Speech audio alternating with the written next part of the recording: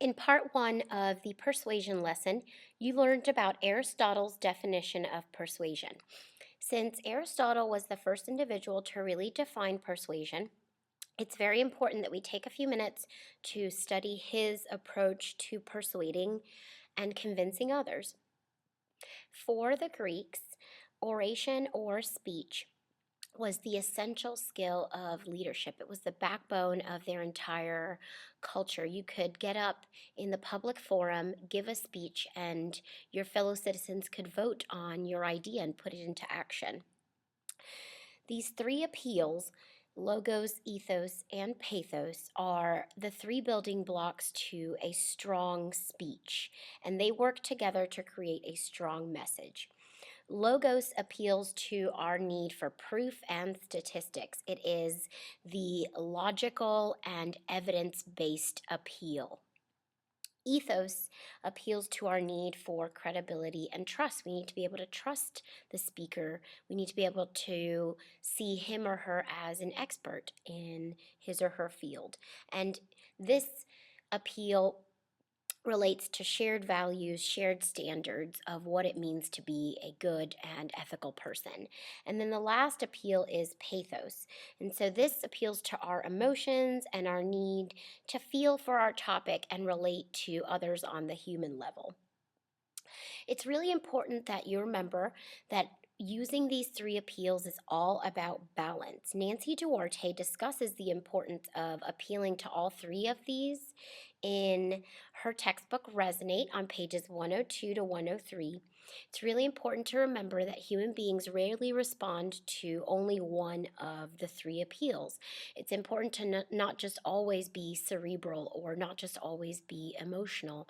We need all three. So the first appeal we'll talk about is logos.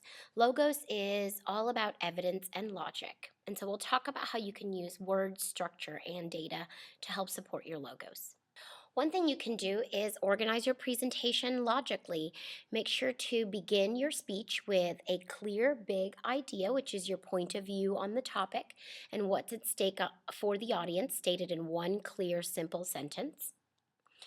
You can also make sure to back up your claims with strong evidence. Don't ever make a claim without backing it up with some kind of evidence.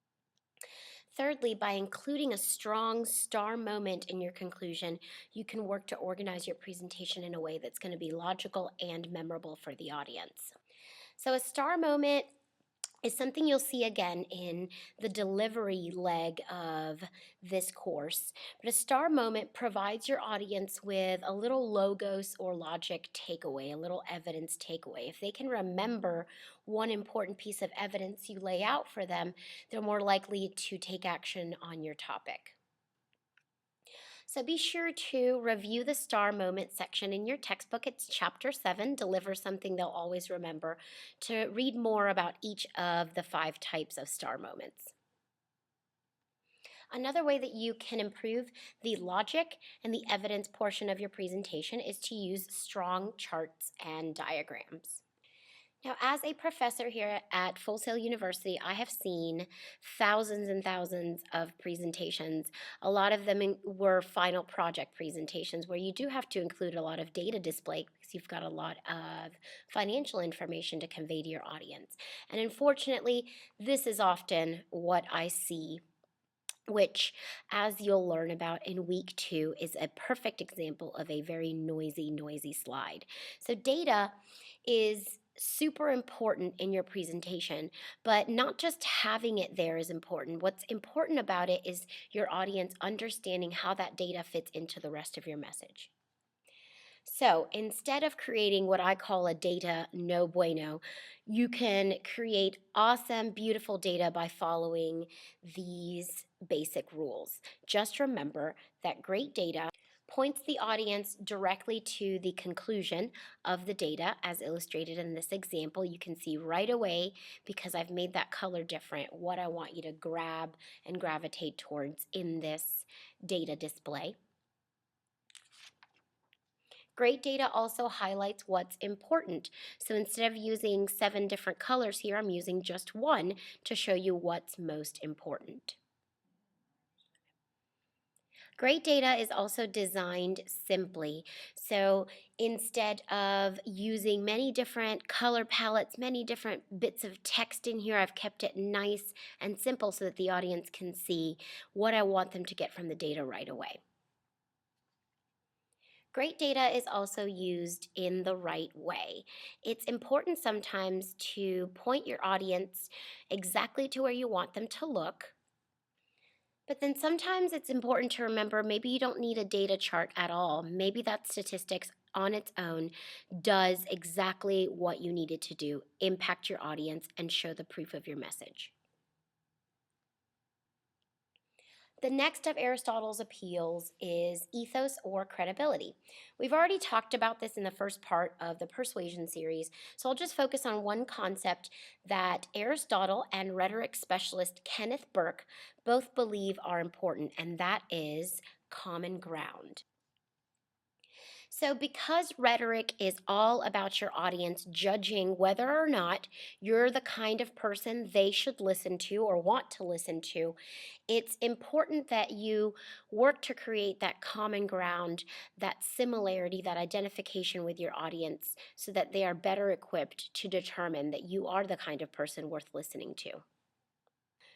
So, creating common ground in your introduction and throughout your presentation by focusing on what makes you the same as your audience and the opposing point of view, as opposed to what makes you different, can really show your audience that you are a credible speaker.